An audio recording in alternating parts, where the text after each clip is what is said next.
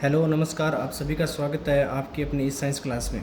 तो बच्चों, हमने कल बात की थी इस चैप्टर के प्रारंभिक स्तर की, जो प्रारंभिक जो टॉपिक्स हैं उनके बारे में बात की थी। कल हमने एक रासायनिक अभिक्रिया लेकर उनको संतुलित किया था, और संतुलित क्यों किया उसके बारे में हमने पढ़ा था कि जो द्रव्यमान संरक्षण नियम है वो हमें ये कहता है कि हम अभिक्रियाओं जो होती है उसमें जो अभिकारक और जो उत्पाद होते हैं उन दोनों में परमाणुओं की संख्या सदैव क्या रहती है, समान रहती है।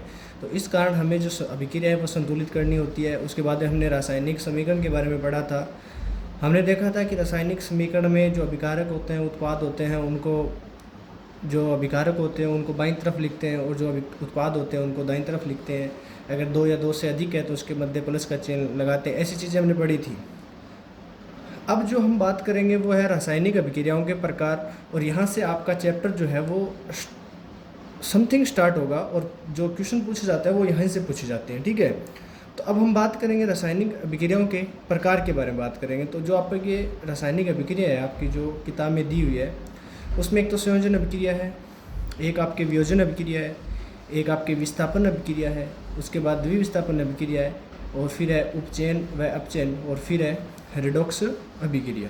रिडॉक्स अभिक्रिया उसके बाद में हम बात कर लें, अगर संक्षारण की बात कर लें, संक्षारण, और उसके बाद में अगर आपका टॉपिक आता है तो वो है विकृत गंधिता, विकृत गंधिता। और यहाँ से आपका क्या हो जाता है, चैप्टर कंप्लीट हो जाता है। तो अगर हम बात करें तो सर्वप्रथम किसकी बात करेंगे, संयोजन अभिक्रिया की। देखो नाम से पता चल रहा है संयोजन, नाम है आपका संयोजन। संयोजन मतलब संयोग, मतलब जुड़ना। संयोजन का मतलब क्या होता है, जुड़ना ही होता है। अब कौन जुड़ेगा, हम बात किसकी कर रहे हैं, रासायनिक अभिक्रियाओं की। और हमें यह भी पता है कि रासायनिक अभिक्रियाओं में जो अभिकारक होते हैं, जो अभिकारक होते हैं वो ज़्यादा महत्वपूर्ण होते हैं, और वही मिलकर क्या किसका निर्माण करेंगे, नए पदार्थ का, एक नए पदार्थ का निर्माण करेंगे। तो भी संयोग किसका होगा, फिर अभिकारकों का होगा। और हमें पता है कि सर संयोग एक चीज़ का तो कभी होता नहीं, कम से कम कितनी आवश्यकता होती है पदार्थों की, तो कम से कम दो पदार्थों की आवश्यकता होती है, और अधिकतम कितने भी हो सकते हैं। तो हम बात किसकी करेंगे, अभिकारकों की। और हमारी पहली समीकरण है संयोजन अभिक्रिया। तो हम बात करें संयोजन अभिक्रिया के बारे में, तो इसमें देखो कम से कम कितने अभिकारक होने चाहिए, दो अभिकारक। तो इसकी डेफिनेशन जो होगी वो हम क्या लिखेंगे, नेशन, यानी दो या दो से अधिक अभिकारक मिलकर एकल उत्पाद का निर्माण करते हैं। ठीक है, हमने क्या पढ़ा है कि सर इसकी डेफिनेशन क्या होगी कि दो या दो से अधिक अभिकारक मिलकर एकल उत्पाद का क्या करेंगे, निर्माण करेंगे। एकल उत्पाद का क्या करेंगे, निर्माण करेंगे। यानी या तो कम से कम दो होंगे या दो से अधिक होंगे, वो अभिकारक मिलकर क्या करेंगे, एकल उत्पाद का निर्माण करेंगे। और ऐसी रासायनिक अभिक्रिया को हम क्या कहते हैं, संयोजन अभिक्रिया। किसी को कोई दिक्कत, और जो जिस बच्चे ने पिछली दो क्लासें नहीं देखी है तो मैं आपसे रिक्वेस्ट करता हूँ कि वो दो क्लासें देख के आप ये तीसरी क्लास लो, तो आपको मज़ा आएगा। अच्छा कंटेंट दे रहा हूँ, पढ़ने में मज़ा आएगा। अच्छा एकदम सिंपल जो परिभाषाएं हैं, सिंपल तरीका है वो बता रहा हूँ आपको, और एग्ज़ाम की दृष्टि से बहुत ज़्यादा महत्वपूर्ण है। यहाँ से ट्यूशन अच्छे पूछे जाते हैं।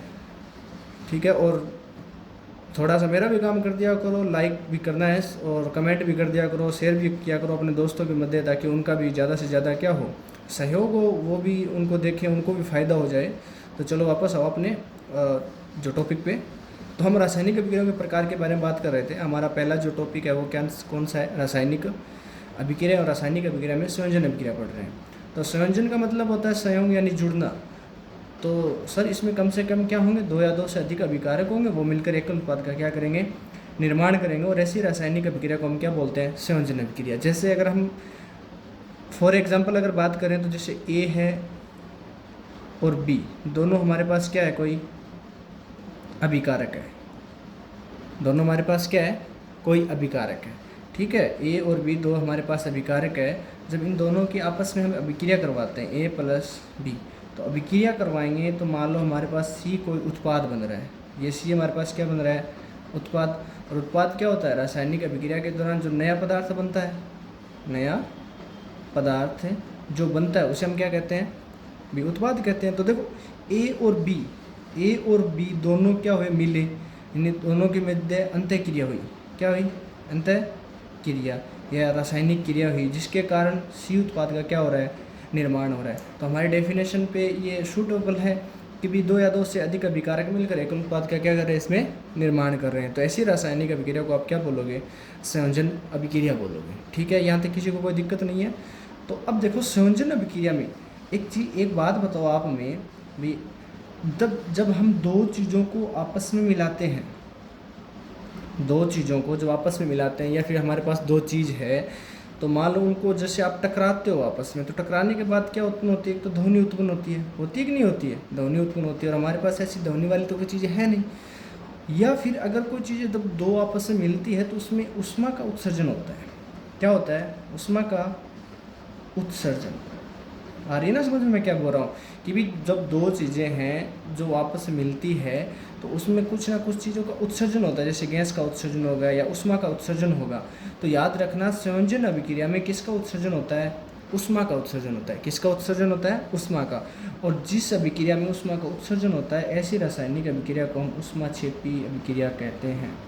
ऊष्माक्षेपी अभिक्रिया कहते हैं। बताओ कोई दिक्कत है भाई, हम बात किसकी कर रहे थे, संयोजन से कौन सी अभिक्रिया निकल गई, ऊष्माक्षेपी। देखो दोबारा देखो कि जो दो अभिकारकों को जब हम मिलाते हैं तो इसमें एक उत्पाद बनता है, उत्पाद के साथ में कुछ ऊष्माएं निकलती है। क्या निकलती है, ऊष्मा निकलती है। तो जिस अभिक्रिया में ऊष्मा का क्या होता है, उत्सर्जन होता है, उस ऐसी रासायनिक अभिक्रिया को हम क्या कहते हैं, ऊष्माक्षेपी अभिक्रिया कहते हैं। ठीक है, यहाँ तक किसी को कोई दिक्कत नहीं होनी चाहिए। अगर कोई दिक्कत है तो आप मुझे कमेंट बॉक्स में बता सकते हो। और हाँ, एक ज़रूरी सूचना आपको बता रहा हूँ, आपके ये जो क्लासें आ रही है उसमें थंबनेल में मेरे नंबर दिए हुए हैं व्हाट्सएप पर। तो अगर आपको नोट्स चाहिए तो आप पर्सनली मुझे मैसेज कर सकते हो, या फिर एक ग्रुप बना हुआ है, मैं आपको उस ग्रुप का लिंक डिस्क्रिप्शन में डाल दूंगा, तो आप वहाँ से ज्वाइन कर सकते हो और आपको इसके प्रॉपर नोट्स मिल जाएंगे जो हमारे हैंड रिटन नोट्स होंगे। ठीक है, चलो वापस आओ अपने पे। अब हम बात करेंगे एग्जाम्पल में। भी सर संयोजन अभिक्रिया तो आपने समझा दिया है, तो कोई उदाहरण से समझाओ। तो उदाहरण से समझाते हैं। देखो आपने घर में, भाई हम तो देसी हैं, ठीक है, राजस्थान के लोग रहने वाले हैं पहले तो, अभी तो देखो पैसे होने लग गए हैं, नए मकान हो गए हैं, ठीक है, पक्के मकान बना रहे पक्के ईंटों से। तो पहले क्या होता था कि अगर आपने देखा होगा कि पुराने घर होते थे तो उसमें अपनी भाषा में बोला तो कड़ी करता, आप क्या करता, कड़ी करता।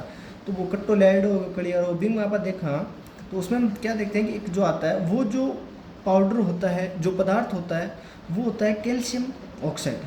क्या होता है, कैल्शियम ऑक्साइड। भी लेके आए हो कभी दीपावली होली पे जब आप रंग करते हो घर पे, तो लेके आए होगे, तो वो उस पदार्थ का नाम होता है कैल्शियम ऑक्साइड। और जिसे अगर हम बात करें तो उसका नाम हम बोलते हैं बिना बुझा हुआ चूना। बिना बुझा हुआ चूना, ठीक है, उसे हम क्या बोलते हैं, बिना बुझा हुआ चूना। यानी जो कैल्शियम ऑक्साइड होता है उसको हम बोलते हैं बिना बुझा हुआ चूना, और उसका सूत्र होता है CaO। क्या सूत्र होता है, CaO। अब उस कैल्शियम ऑक्साइड की अभिक्रिया, इस कैल्शियम ऑक्साइड की अभिक्रिया हम जल के साथ करवाते हैं। किसके साथ करवाते हैं, जल के साथ, यानी CaO प्लस किसके साथ करवाएंगे, जल के साथ, यानी H2O। अब जैसे ही जल के साथ अभिक्रिया करवाते हैं तो ये कैल्शियम है वो जल के साथ अभिक्रिया करके किसका निर्माण करेगा, कैल्शियम हाइड्रोक्साइड का, CaOH2 प्लस क्या निकलेगा साथ में, ऊष्मा निकलेगी। क्या निकलेगी, ऊष्मा। भाई ये हमारे पास अभिक्रिया, देखो हमने क्या किया, कैल्शियम ऑक्साइड की अभिक्रिया, हमने कैल्शियम ऑक्साइड की अभिक्रिया किसके साथ करवाई है, जल के साथ। भी दो अभिकारक हो गए हमारे पास, दो अभिकारक मिलकर एकल उत्पाद का निर्माण करें। किसका कर रहे हैं, कैल्शियम हाइड्रोक्साइड का। और कैल्शियम हाइड्रोक्साइड जो होते हैं, और प्लस साथ में क्या निकल रही है, ऊष्मा निकल रही है। बताओ कौन सी अभिक्रिया होगी, ये तो होगी सर ऊष्माक्षेपी अभिक्रिया। कौन सी अभिक्रिया होगी, ऊष्माक्षेपी। और ये हमारे पास उत्पाद बन रहा है कैल्शियम हाइड्रोक्साइड। इसका क्या नाम है, कैल्शियम हाइड्रोक्साइड। और जो कैल्शियम हाइड्रोक्साइड होता है उसे हम क्या बोलते हैं, बुझा हुआ चूना। क्या बोलते हैं, बुझा हुआ चूना कहते हैं। बताओ यहाँ तक किसी को दिक्कत। हमने उदाहरण लिया है कि कैल्शियम जो ऑक्साइड है, जिसे हम बिना बुझा हुआ चूना कहते हैं, इसकी रासायनिक अभिक्रिया हम किसके साथ करवाते हैं? जल के साथ करवाते हैं। तो जल के साथ अभिक्रिया करवाने पर ये क्या बनाता है? कैल्शियम हाइड्रोक्साइड, प्लस क्या निकलता है? उष्मा। अब उष्मा निकलती है तो हम बोल देंगे सर ये उष्मा छिपी अभिक्रिया होगी, क्योंकि आपने बताया है कि जिसमें उष्मा का उत्सर्जन हो ऐसी अभिक्रिया को हम क्या बोलते हैं? उष्मा छिपी अभिक्रिया। और इसमें उत्पाद का निर्माण हो रहा है, सिंगल उत्पाद का निर्माण हो रहा है, तो ऐसी रासायनिक अभिक्रिया को हम क्या बोलते हैं भाई? संयोजन अभिक्रिया बोलते हैं। और जो कैल्शियम हाइड्रोक्साइड है इसे बोलते हैं बुझा हुआ चूना। यहाँ तक किसी को कोई दिक्कत नहीं है तो हम नेक्स्ट बात करते हैं। संयोजन अभिक्रिया के अब ऐसे कुछ उदाहरण हैं जिनके बारे में हम और बातें करेंगे, ठीक है।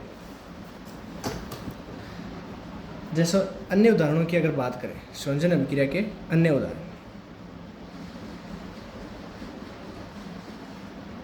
की बात करें तो जैसे आपने कार्बन देखा होगा, कोयला, तो कोयले को आप जलाते हो, ये हमारे पास कौन सा है?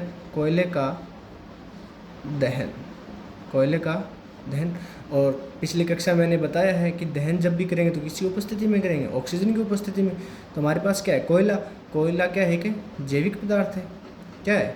जैविक पदार्थ। और जैविक पदार्थ में क्या उपस्थित होता है? कार्बन उपस्थित है। मतलब कार्बन का हमें क्या करना है? दहन करना है, ठीक है।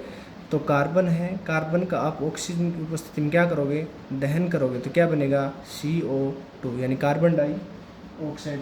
और हमें पता है कि सर इनके साथ क्या निकलती है? उष्मा भी निकलती है, यानी हम उसको क्या करेंगे? जलाएंगे। तो ये है हमारे फर्स्ट उदाहरण, कोयले का दहन। बताओ संयोजन अभिक्रिया की वियोजन अभिक्रिया? आप बोलोगे सर संयोजन अभिक्रिया। तो जब भी कोई आपसे बोर्ड के एग्ज़ाम में या फिर कोई टेस्ट है उसमें अगर क्वेश्चन पूछा जाए कि संयोजन अभिक्रिया किसे कहते हैं, तो सरल सी डेफिनेशन देनी है कि दो या दो से अधिक अभिकारक मिलकर एकल उत्पाद का क्या करेंगे? निर्माण करेंगे। और अगर आपके कोई रासायनिक अभिक्रिया नहीं याद है तो आप ये दे सकते हो, कार्बन की अभिक्रिया आप ऑक्सीजन के साथ करवाते हो तो क्या बनता है? Carbon dioxide. चलो अब हम नेक्स्ट बात करते हैं। नेक्स्ट हम बात करेंगे जल का निर्माण। क्या करेंगे? जल का निर्माण।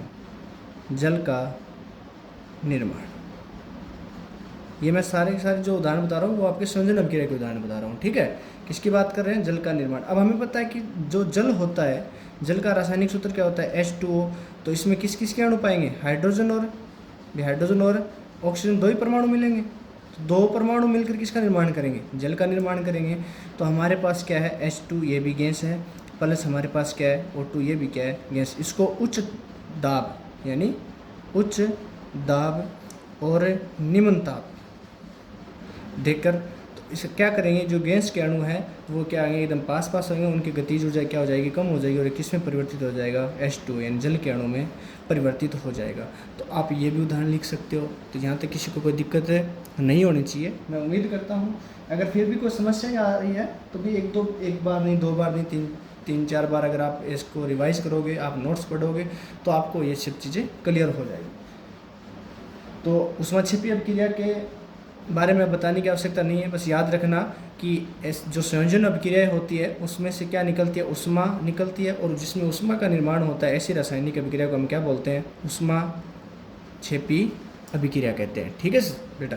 अब देखो, जैसे हम बात करते हैं, हमारे सामने एक क्वेश्चन उठता है कि क्या हम श्वसन को उष्मा छिपी अभिक्रिया कह सकते हैं? कह सकते हैं। ये हमारे पास क्वेश्चन है कि क्या हम श्वसन को उष्मा छिपी अभिक्रिया कह सकते हैं? अब सर कह तो सकते हैं, क्यों? अब इसके बारे में थोड़ा मैं बताऊंगा तो आप सब चीज़ें वो क्या हो जाएंगी? क्लियर हो जाएगी, ठीक है। तो जैसे हम बात करते हैं, हमें पता है कि श्वसन जो है, श्वसन मतलब ऑक्सीजन, याद रखना, श्वसन मतलब ऑक्सीजन। अब श्वसन को उष्मा छिपी अभिक्रिया कैसे कह सकते हैं? अभी हमने श्वसन ग्रहण किया तो ऐसी थोड़ी है कि हम बता देंगे सर ऊर्जा मिल गई, नहीं। देखो इसका भी एक रीज़न है। जैसे आप मान लो भोजन के रूम में आप कार्बोहाइड्रेट ग्रहण करते हो। क्या ग्रहण करते हो? कार्बोहाइड्रेट या चावल वगैरह। जो हमें पता है कि कार्बोहाइड्रेट चावल, गेहूँ, ब्रेड, इन सब में पाया जाता है। तो आप कार्बोहाइड्रेट ग्रहण करते हो और कार्बोहाइड्रेट जैसे ग्रहण करोगे तो आपको श्वसन क्रिया भी करोगे, आप श्वसन क्रिया करोगे तो इस कार्बोहाइड्रेट के साथ ऑक्सीजन क्या करेगी, अभिक्रिया करेगी, और ये ऑक्सीजन क्या कर देगी, इस कार्बोहाइड्रेट को विखंडित कर देगी, यानी इसको तोड़ देगी, और इसका विखंडन करने के बाद इसमें से कार्बन डाइऑक्साइड, जल और प्लस साथ में क्या बनती है, ऊर्जा। और इस हम ये चीज़ हम सबको पता है कि सर हम भोजन ग्रहण क्यों करते हैं। भाई आपने 7वीं क्लास के फर्स्ट चैप्टर में पढ़ा होगा कि क्या सभी सजीवों को भोजन की आवश्यकता होती है। जी क्यों, क्योंकि उस भोजन से हमें क्या मिलती है, ऊर्जा, और इस ऊर्जा के द्वारा ही हम क्या कर पाते हैं, कार्य कर पाते हैं। हमारी जो बॉडी है वो इसी वजह से कार्य करती है, क्योंकि हमारी कोशिकाओं को क्या चाहिए, ऊर्जा चाहिए, और ये ऊर्जा हमें कहाँ से मिलती है, भोजन से प्राप्त होती है। तो देखो जैसे कार्बोहाइड्रेट है, हमारे पास कोई ग्लूकोज का एक अणु है जैसे C6H12O6, इसके साथ किसकी अभिक्रिया होगी, ऑक्सीजन की अभिक्रिया होगी। तो ऑक्सीजन के साथ अभिक्रिया करके ये जो कार्बोहाइड्रेट है वो कार्बन डाइऑक्साइड प्लस जल के अणु और प्लस ऊर्जा में क्या हो जाएगा, विखंडित हो जाएगा। अब हमारे पास क्वेश्चन क्या है कि ऊष्माक्षेपी, और ऊष्माक्षेपी का मतलब क्या होता है, जिसमें ऊष्मा का क्या होता हो, उत्सर्जन, ऊष्मा का क्या होता हो, उत्सर्जन होता है। और ऐसी रासायनिक अभिक्रिया को हम क्या कहते हैं, ऊष्माक्षेपी अभिक्रिया। तो बताओ ऊर्जा और ऊष्मा हो रहा है कि नहीं हो रहा, उत्सर्जन हो रहा है, तो बताओ श्वसन को आप ऊष्माक्षेपी अभिक्रिया कह सकते हो। जी सर हम कह सकते हैं, ठीक है। बस साथ में लाइक करते रहो सेशन को, और कमेंट करते रहो, शेयर करते रहो, बस अपने दोस्तों के मध्य शेयर करते रहो, जिससे मेरे अंदर ऊर्जा आती रहेगी, और मैं आपको एकदम बढ़िया नोट्स करवाएंगे, बढ़िया एकदम आपको जो टॉपिक है वो एकदम क्लियर करवाएंगे, टेंशन मत लो। बस आप इतनी हेल्प करते रहो, शेयर करते रहो, बस इसको दबा के शेयर करो। नेक्स्ट देखो, इसके बाद एक बात और करते हैं, ऊष्माक्षेपी का एक उदाहरण और लेते हैं, और अन्य उदाहरण की अगर हम बात करें तो जैसे आपने प्राकृतिक गैस का नाम सुना होगा, प्राकृतिक गैस का नाम, और प्राकृतिक गैस है हमारे मेथेन।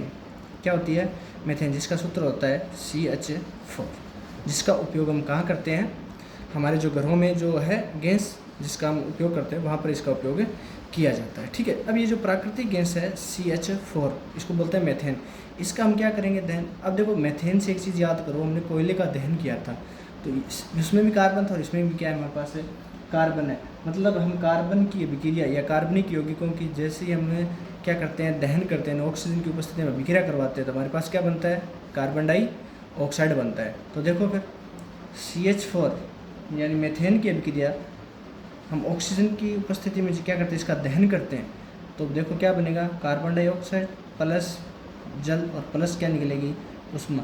तो बताओ प्राकृतिक गैस का दहन एक ऊष्माक्षेपी अभिक्रिया है कि नहीं है, तो आप कहोगे जी सर ये वो हमारी एक क्या है, ऊष्माक्षेपी अभिक्रिया है, ठीक है। बताओ अब संयोजन अभिक्रिया तक किसी को कोई प्रॉब्लम, ये हो गया हमारा संयोजन अभिक्रिया। और ये संयोजन जो अभिक्रिया है वो बहुत ही महत्वपूर्ण हमारा क्या है, टॉपिक है, बार बार बोर्ड में पूछे जाने वाला क्वेश्चन है। और इसमें क्वेश्चन ऐसे पूछे जाते हैं कि संयोजन अभिक्रिया वियोजन अभिक्रिया के विपरीत क्यों है, संयोजन अभिक्रिया और वियोजन अभिक्रिया के लिए आवश्यक रासायनिक समीकरण देखकर उसको समझाइए। तो ये जो संयोजन अभिक्रिया है वो आपके एग्ज़ाम में बहुत ज़्यादा महत्वपूर्ण है, और इसको आप एकदम अच्छे से क्लियर करो। हालांकि सरल है, देखो यार इतना ही तो बोलना है कि ऐसी रासायनिक अभिक्रिया जिसमें दो अभिकारक मिलकर एकल उत्पाद का क्या करेंगे, निर्माण करेंगे। और अगर उदाहरण की बात करें तो आप ले सकते हो कार्बन की ऑक्सीजन के साथ और H2+O2 की अभिक्रिया H2O, ठीक है। अब हम नेक्स्ट बात करेंगे वियोजन अभिक्रिया की। अब हम बात करेंगे हमारी वियोजन अभिक्रिया, तो दूसरी है वियोजन अभिक्रिया। वियोजन का मतलब होता है टूटना, वियोजन का मतलब क्या होता है, टूटना, तोड़ना या अपघटन, अपघटन, ठीक है। कोई दिक्कत है, भी वियोजन अभिक्रिया पहले हमने पढ़ी थी, संयोजन अभिक्रिया दूसरे हम क्या पढ़ेंगे, वियोजन अभिक्रिया। वियोजन का मतलब होता है टूटना, तोड़ना या फिर अपघटन। अब हमें पता है कि सर अभिक्रियाएं पढ़ रही है तो हम फिजिकली तो कोई कार्य करेंगे नहीं, तो हम क्या करेंगे फिर, भी केमिकल या फिर रासायनिक क्रियाओं के द्वारा हम क्या करेंगे, जो अभिकारक होते हैं उनको हम अपघटित करेंगे, तोड़ेंगे। तो देखो वियोजन अभिक्रिया में, संयोजन में तो हमें पता है कि सर दो चीज़ें जुड़कर एकल अभिकारक का क्या करेगी, निर्माण करेगी।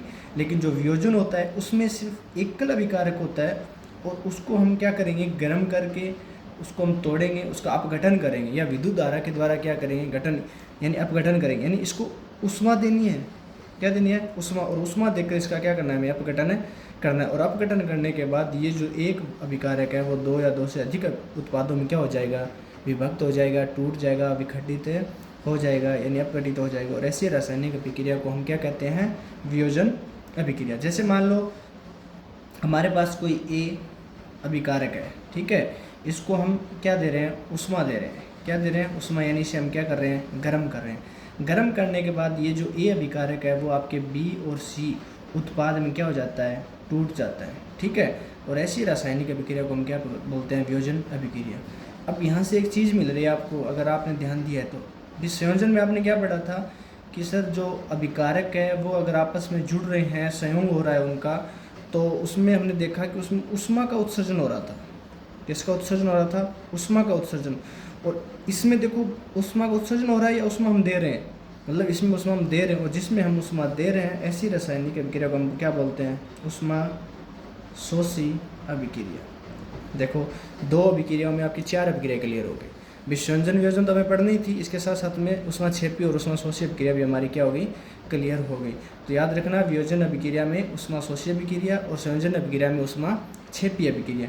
यानी हम अगर किसी अभिकारक को तोड़ना है रासायनिक क्रियाओं के द्वारा तो उसे हम क्या करना पड़ेगी, गर्म करना पड़ेगी, यानी उष्मा देनी पड़ेगी, ऊर्जा देनी पड़ेगी, जिसके बाद वो 2 या 2 से अधिक अभिकारकों में क्या हो जाता है, टूट जाता है, यानी अपघटित हो जाता है। और ऐसी रासायनिक अभिक्रियाओं को हम क्या कहते हैं, वियोजन अभिक्रिया कहते हैं।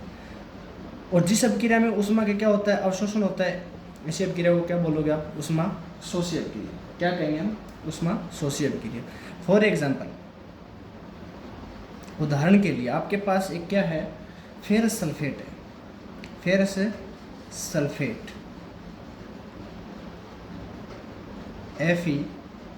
FeSO4, ठीक है। आपके पास ये क्या है, फेरस सल्फेट है, शॉर्ट ठोस अवस्था, ठीक है। फेरस सल्फेट का आपके पास एक क्या है, क्रिस्टल है, ठीक है, और इसका रंग होता है हरा रंग। कैसा रंग होता है, हरा, याद रखना बेटा, ठीक है। फेरस सल्फेट आपके पास FeSO4, इसका रंग कैसा होता है, हरा रंग होता है। जब आप इसे गर्म करते हो, क्या करते हो, गर्म करते हो, तो इसमें क्या होते हैं, जल के अणु होते हैं। इसमें क्या होते हैं, जल के अणु। और ये जो क्या करता है, फेरस सल्फेट अपने जल के अणुओं को क्या कर देता है, त्याग कर देता है। क्या कर देता है, त्याग कर देता है, नीचे रिमूव हो जाते हैं। और रिमूव होने के बाद ये जो फेरस सल्फेट है वो किस में परिवर्तित हो जाता है, Fe2O3 यानी फेरिक ऑक्साइड प्लस SO2 यानी सल्फर डाइऑक्साइड प्लस SO3 यानी सल्फर ट्राइऑक्साइड में क्या हो जाता है, अपघटित हो जाता है, अपघटित हो जाता है। समझ में आया कि नहीं है। देखो हमारे पास क्या, एक फेरस सल्फेट का क्रिस्टल है जिसका रंग कैसा होता है, हरा रंग होता है। इसको हम जैसे ही क्या करेंगे, गर्म करेंगे, तो गर्म करने के बाद ये जो फेरस सल्फेट है FeSO4.7H2, इसका ये सूत्र होता है, ठीक है, फेरस सल्फेट का। और इसका रंग कैसा होता है, हरा रंग होता है। जब आप इसे क्या करते हो, गर्म करते हो, क्या करते हो, गर्म। और हमें पता है कि गर्म करने के बाद इसके अंदर जो जल है उसकी कमी होगी, तो ये क्या करेगा, जल के अणु को त्याग देगा। और त्याग करने के बाद हमें पता है गर्म करेंगे तो ऑक्सीजन की उपस्थिति में, तो फेरस ऑक्सीजन के साथ अभिक्रिया करके क्या बना लेगा, फेरिक ऑक्साइड Fe2O3। और जो सल्फेट है वो सल्फर डाइऑक्साइड और सल्फर ट्राइऑक्साइड में क्या हो जाता है, अपघटित हो जाता है। और ऐसी रासायनिक अभिक्रिया को हम क्या बोलते हैं, वियोजन अभिक्रिया। तो बताओ फेरस सल्फेट का इसमें क्या हुआ है, वियोजन हुआ है, यानी अपघटन हुआ है। और अपघटन हुआ है मतलब वियोजन हुआ है, ठीक है। यहाँ तक किसी को कोई दिक्कत नहीं है। अब हम बात करते हैं उसमें वियोजन, यानी वियोजन के प्रकार, वियोजन के प्रकार, यानी वियोजन अभिक्रिया उसके प्रकार के बारे में हम बात करते हैं, ठीक है। वियोजन अभिक्रिया के प्रकार के बारे में आप बात करें तो भी वियोजन है, तोड़ना है, तो हम कितने रूपों से तोड़ सकते हैं भाई सर, या तो हम उष्मा देके यानी गर्म कर तोड़ सकते हैं, या फिर हम सूर्य के प्रकाश के द्वारा, सूर्य के प्रकाश के द्वारा, या सर हम विद्युत धारा दे सकते हैं, विद्युत धारा, यानी विद्युत धारा के द्वारा हम क्या कर सकते हैं, इनका अपघटन कर सकते हैं। किसका, कोई भी हमारे पास अगर फॉर एग्जांपल अभिकारक है तो इसका हम क्या कर सकते हैं, अपघटन। तो अगर हम किसी भी अभिकारक को अपघटित कर रहे हैं, तोड़ रहे हैं, विखंडित कर रहे हैं उष्मा देकर, तो ऐसी रासायनिक अभिक्रिया को हम बोलते हैं उष्मीय वियोजन अभिक्रिया। क्या बोलते हैं, उष्मीय वियोजन अभिक्रिया, ठीक है। ऐसी रासायनिक अभिक्रिया जिसमें अभिकारक को गर्म करके विघटित किया जाता है, तोड़ा जाता है, ऐसी रासायनिक अभिक्रिया को हम क्या बोलते हैं? उष्मीय वियोजन अभिक्रिया। ठीक है। और जैसे हम बात करें, हमारे पास क्या है कि कैल्शियम कार्बोनेट है। क्या आपके पास है? Calcium carbonate, CaCO3। अब कैल्शियम कार्बोनेट को आप क्या दोगे? उष्मा, यानी गर्म करोगे। गर्म करने पर ये किस में परिवर्तित हो जाएगा? कैल्शियम ऑक्साइड और कार्बन डाइऑक्साइड, यानी CaO प्लस CO2। बताओ, एकल अभिकारक था आपके पास, आपने इसे क्या किया? गर्म किया, यानी आपने इसको उष्मा दी, और क्या अभिक्रिया कहलाएगी? उसमें अभिक्रिया कहलाएगी। वियोजन अभिक्रिया तो है, क्योंकि ये अभिकारक टूट रहा है तो क्या लगाएंगे? वियोजन अभिक्रिया। तो ऐसी अभिक्रिया जिसमें अभिकारक को तोड़ने के लिए उष्मा की आवश्यकता होती है, ऐसी रासायनिक अभिक्रिया को उसमें वियोजन अभिक्रिया कहते हैं। तो कैल्शियम कार्बोनेट को जब आप क्या करते हो? गर्म करते हो, तो गर्म करने के बाद ये कैल्शियम ऑक्साइड और CO2 यानी कार्बन डाइऑक्साइड में क्या हो जाता है? टूट जाता है। ठीक है। और इससे हमें पता है कि हम क्या बोलते हैं? बिना बुझा हुआ चूना, बिना बुझा हुआ चूना कहते हैं। ठीक है। नेक्स्ट देखो 2 नंबर, सूर्य के प्रकाश द्वारा। किसके द्वारा? सूर्य के प्रकाश के द्वारा। अब सूर्य के प्रकाश के द्वारा जो करते हैं उसे बोलते हैं प्रकाशीय वियोजन। क्या बोलते हैं? प्रकाशीय वियोजन। क्या अभिक्रिया बोलेंगे? प्रकाशीय वियोजन अभिक्रिया। ठीक है। इन्हें सूर्य के प्रकाश के द्वारा अभिकारक को अपघटित करना, अभिकारक को तोड़ना क्या कहलाता है? प्रकाशीय वियोजन अभिक्रिया कहलाती है। और इसमें हमारे पास एक है सिल्वर क्लोराइड और एक आपके पास सिल्वर ब्रोमाइड। ठीक है। तो जैसे फॉर एग्जांपल अगर हम बात करें HgCl यानी सिल्वर क्लोराइड, और सिल्वर क्लोराइड को जब आप बाहर रखते हो सूर्य के प्रकाश में, सूर्य के प्रकाश, तो सूर्य के प्रकाश में रखते हो तो इसमें Ag क्या हो जाता है? अलग हो जाता है, और प्लस क्लोरीन क्या हो जाती है? अलग हो जाती है। दूसरा आपके पास है AgBr, ठीक है, यानी सिल्वर ब्रोमाइड। और सिल्वर ब्रोमाइड को आप सूर्य के प्रकाश में रखते हो, सूर्य के प्रकाश में, तो इसमें जैसे ही सूर्य का प्रकाश गिरता है तो ये विभक्त हो जाता है किसमें? Ag यानी सिल्वर में प्लस ब्रोमाइड। और ये जो आपकी रासायनिक अभिक्रिया है ये बहुत ज़्यादा इम्पोर्टेंट है। क्यों इम्पोर्टेंट है? क्योंकि इस रासायनिक अभिक्रिया का उपयोग किया जाता है ब्लैक एंड वाइट फोटोग्राफी में। फोटोग्राफी यानी हिंदी में बात करें तो श्याम सवेत फोटोग्राफी में इसका क्या किया जाता है? उपयोग किया जाता है। और ये बहुत ज़्यादा महत्वपूर्ण है। इसमें क्वेश्चन पूछा जाता है कि श्याम सवेत फोटोग्राफी में उपयोग की जाने वाली रासायनिक समीकरण को लिखो, तो ये समीकरण लिखनी होती है। या फिर ऐसा पूछ लिया जाता है कि AgBr जो आपके रासायनिक समीकरण देती है और इस अभिक्रिया का उपयोग कहाँ किया जाता है, तो याद रखना श्याम सवेत फोटोग्राफी यानी ब्लैक एंड वाइट फोटोग्राफी। जो अपने दादा परदादा अपनी दादी बी टाइम जो कैमरा तो होता को नहीं, रंगीन कैमरा, तो बी टाइम जो फोटो होती बेसारी के करती, जो एक जो होती ना विंग अंदर, तो उसके अंदर इस जो फोटो होती है वो धोते थे, और किसकी उपस्थिति में? सूर्य के प्रकाश की उपस्थिति में। तो इस अभिक्रिया को हम क्या बोलते हैं? श्याम सवेत फोटोग्राफी। ठीक है। तो ऐसी रासायनिक अभिक्रिया का उपयोग कहाँ किया जाता है? श्याम सवेत फोटोग्राफी में उपयोग किया जाता है।